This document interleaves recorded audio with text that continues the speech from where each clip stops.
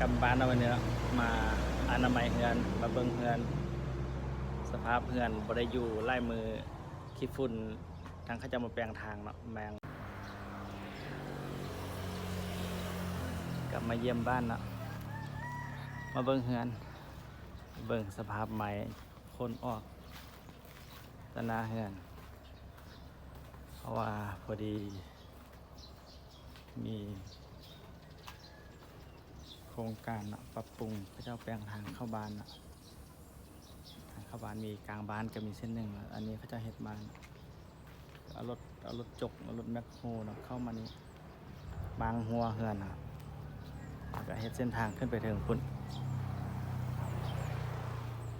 สภาพบ้านนี้อากาศร้อนเนาะมื้อนี้ต้นมะนาวปลูกไว้10 ปลายปีนี่ก็ตู้จิงหรีดเนาะ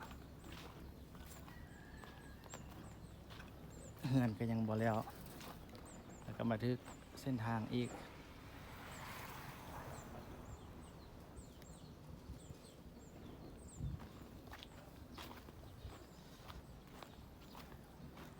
ยามได้เนาะเฮือนสิแล้วเนี่ย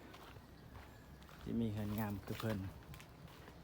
อันนี้คือเวียกที่ต้องเฮ็ดนี่แหละต้องมาเมียนอันนี้อีกเมียนใหม่มานี่จัดการเอาอันนี้เมียนมันบ่นี่เวียกหลายเติบ